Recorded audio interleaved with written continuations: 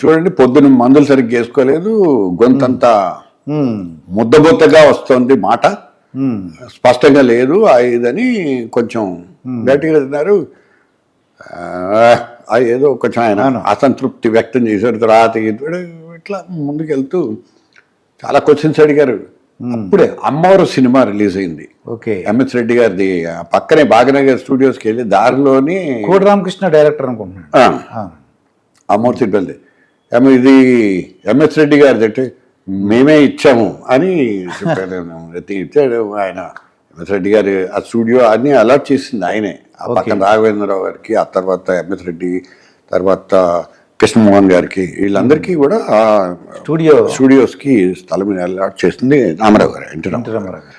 So ఆయన చెప్పారు ఎలా ఆడుతుంది సినిమా అని అడిగారు. నాకు పెద్దగా తెలీదు ఆ సినిమా ఎలా ఆడుతుంది, క్లిక్ అయింది, హిట్ అయింది అనే టాక్ అయితే వచ్చింది. నేను అప్పుడు సినిమా కూడా చూడలేదు. మంచి టాక్ వచ్చిందండి, ఆడుతుందని చెప్పారు. నేను కొంచెం ముందుకు వెళ్ళిన తర్వాత భాగ్యనగర్ స్టూడియోస్ అక్కడ చాలాసేపు కూర్చున్నారు. అయిన తర్వాత ఆయన ఏంటంటే స్టూడియోలోకి ఎంటర్ అవ్వాలి, బ్యాక్గ్రౌండ్లోంచి. ఇక్కడ అందరూ ఉంటారు, ఇదంతా సపోజ్ మేమందరం ఇక్కడ కూర్చుంటాం, ఆయన వెనకాల నుంచి రావాలి, వచ్చి ఆ సీట్లో కూర్చోవాలి. ఆయనకి ఎవరు చెప్పాలి, మీరు వెనక నుంచి రావాలండి అని అంటే, ఎందుకు మేము వెనక నుంచి ఎందుకు రావాలి, ఇక్కడి నుంచి వస్తారంటే అంటారు. కదా గబక్కడి ఉంటాడు. అందులో ఆయన చండశాసనుడు. ఏంటంటే అప్పటికే 35 సంవత్సరాల పాటు సినిమా ఇండస్ట్రీని ఏకఛత్రాధిపత్యంతో అసలు కెమెరా ఎక్కడ పెట్టాలి, ఆయనే డైరెక్టర్ కదా, ఆయనే అన్ని మొత్తం. ఆయనకి ఏం చెప్తాం మనం, సరే అని చెప్పి.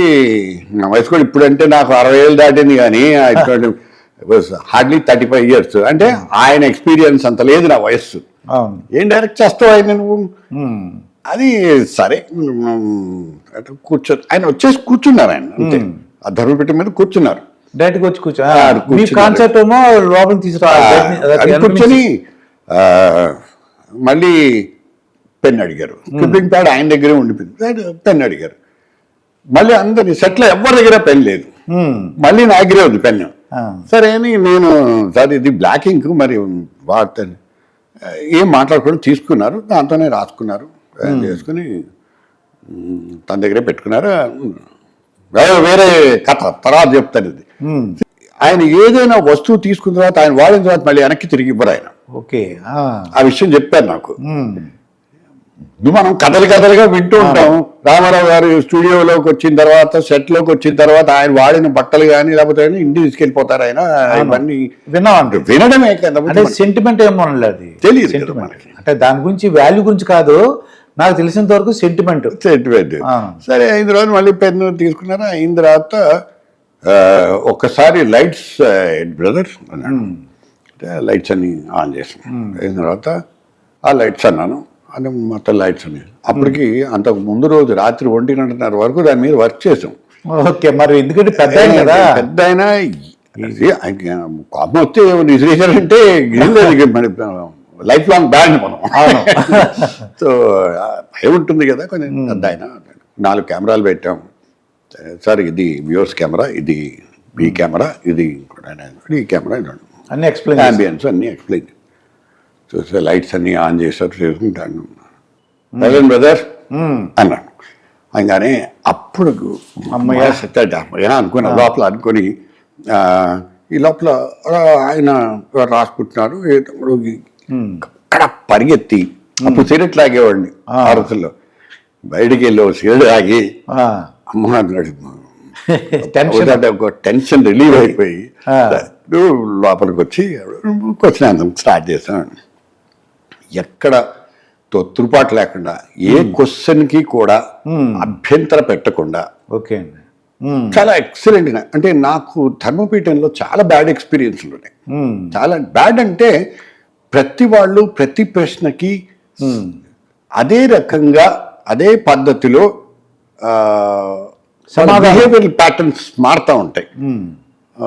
వాళ్ళ ముఖ కవలికలే కాదు, కొంచెం హర్ట్ అవుతారు, కోపాలు వస్తాయి, ఇవన్నీ కూడా ఉంటాయి.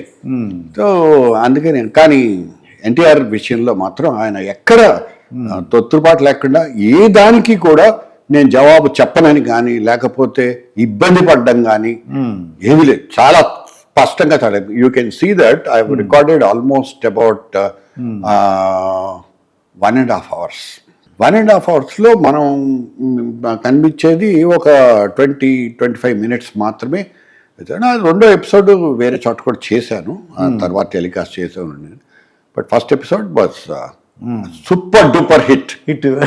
Super duper hit. అప్పుడు రికార్డ్ చేసినప్పుడు మీకు అనిపించిందంటే అంత ఎంత ఎఫెక్ట్ ఉంటుంది, ఎంత బాగా ప్రజలు రిసీవ్ చేసుకుంటారు అంటే అంత ఎక్స్పెక్ట్ చేశారు? తెలిసిపోతుంది మనకి. ఇది తిరుగులేనటువంటి పాశుపతాస్త్రం, బ్రహ్మాస్త్రం. ఇంకా ఇది తిరుగులేదు దీనికి. ఎందుకంటే ఎన్టీ రామారావు తన మనోవేదన మొత్తం బాధ అంతా వెళ్ళగక్కినటువంటి ఫస్ట్ అండ్ లాస్ట్ ఎపిసోడ్ అదే. తర్వాత ఒకరిద్దరు ఇంటర్వ్యూలు చేశారు, అది కూడా మన వాళ్ళు చేశారు కానీ, but this is the last show of NTR. Dharmapeetham is the last show. వచ్చి ఆయన మనసులో ఉన్నటువంటి ఆవేదన అంతా కూడా, ఆవేదనే కాదు చాలా విషయాలు చెప్పారు ఆయన. ఎడ్యుకేషన్ సిస్టమ్ ఎలా ఉండాలి, సెంట్రల్ గవర్నమెంట్ ఎలా ఉండాలి, స్టేట్ సెంట్రల్ రిలేషన్షిప్స్ ఎలా ఉండాలి, ఇలా ప్రతి దాని గురించి కూడా ఆయన ఉన్నటువంటి అవగాహన, ఆయనకున్నటువంటి ఆలోచన విధానాన్ని చాలా చక్కగా చెప్పారు. అందుకని నాకు చాలా ఇంట్రెస్టింగ్గా ఉంటాయి ఆయన సమాధానాలు. ఇలా ఉండాలన్నమాట ఆయన ఉద్దేశంలో. ఒకటి ఏంటంటే ఆయన దగ్గర పనిచేసినటువంటి అప్పుడు జేపీ గారు పనిచేశారు, నర్సయ్య గారు పనిచేశారు, ఇలా రకరకాల మంది ఆఫీసర్లు చాలా పెద్ద వాళ్ళు పనిచేశారు, చాలా గొప్పవాళ్ళు పనిచేశారు. సో వాళ్ళు ఇప్పుడు జేపీ గారిని అడిగామనుకోండి, అడిగితే ఆయన ఏంటంటే అది రోజు కొట్టాడుకునేవాళ్ళం మేము, రోజు కొట్టాడుకునేవాళ్ళం. ఎందుకండి రోజు కొట్టాడుకోవడం అని అంటే ఆయన ఆలోచన విధానానికి భిన్నంగా ఉంటే ఆయన ఒప్పుకోరు, ఒప్పుకోరు అనమాట. అందుకని ఏంటంటే ఆ క్లాష్ ఉంటుంది. జేపీ గారు కూడా ఏంటంటే కొంచెం పట్టుదల ఉన్నటువంటి మనిషి, ఎలాగైనా సరే ఇది సాధించాలి, ఆయన దగ్గర ఆయన ఒప్పించాలి అనేటువంటి ఆలోచన ఉన్నటువంటి వ్యక్తి. ఊరికే yes sir, good morning sir, good night sir అనేటువంటి వ్యక్తి కాదు. మంచి ఆఫీసర్లు ఉండేవాళ్ళండి. మన ఎస్వి ప్రసాద్ గారు ఉండేవారు. ఇవన్నీ తర్వాత ఏంటంటే వాళ్ళంతా మామూలు విషయాలు. ఎస్వి ప్రసాద్ గారికి తర్వాత అంతకుముందు విజయభాస్కర్ రెడ్డి గారి దగ్గర పనిచేసిన అనుభవం ఉంది, నేదురుమల్ జాదవ్ దగ్గర పనిచేసిన అనుభవం ఉంది. వీళ్ళందరి దగ్గర అనుభవం ఉన్నట్టు, అపారమైన అనుభవం ఉన్నట్టు. చాలా మంచి వ్యక్తి. అన్ఫార్చునేట్లీ ఆఫీసర్లు దొరకరు. ఇప్పుడు అది ఎపిసోడ్ పబ్లిష్ అయిన తర్వాత మరి మిగతా వాళ్ళందరూ రాజకీయ నాయకులు మీ మీద ఏంటి ఇలా చెప్పించేసేవేంటని కానీ, అది అప్రిషియేట్ చేసిన వాళ్ళు ఉంటారు, మిమ్మల్ని తిట్టుకున్న వాళ్ళు, అంటే ప్రతిపక్షంలో బాగా ఉపయోగించుకున్నారు దాన్ని. చాలా అంటే ఇక్కడ ఈ ప్రశ్నకి ఏంటంటే జవాబు ఏంటంటే, మనం టెలికాస్ట్ చేస్తుంది సంక్రాంతి రోజు అండి. ఓకే, సంక్రాంతి తర్వాత కనుమ వస్తుంది. ఆ కనుమ రోజు అంటే జనవరి 15 ఇప్పుడు వచ్చింది. జనవరి 16, 1996 టెలికాస్ట్ అయింది. జనమంతా అప్పటికి అసలు ఇక పూర్తిగా వెళ్ళిపోయింది. పెద్ద టెలివిజన్స్ కూడా ఏం లేవు, ఉన్నవాళ్ళు చూసుకున్నారండి. ఈ టీవీ ఒకటే ఉండేది. అవుట్ రైట్ మీటింగ్ జనాలు.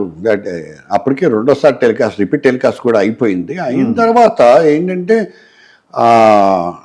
దాన్ని డైజెస్ట్ చేసుకునే క్రమంలోనే పెద్ద వాళ్ళందరూ ఇంక్లూడింగ్ చంద్రబాబు నాయుడు వాళ్ళ మీదే ఎక్కువ ఆయుధాలు ప్రయోగించారు ఆయన. సో ఆయన ఆవేదన అంతా ఉండింది. అయితే ఆ వాళ్ళు డైజెస్ట్ చేసుకునే లోపలే ఆయన 18th పోయారు కదా. రామారావు గారు 18th అర్లీ మార్నింగ్ పోయారు. అవునండి. అంటే పబ్లిష్ అయిన రెండో రోజు, టెలికాస్ట్ అయినటువంటి రెండో రోజు.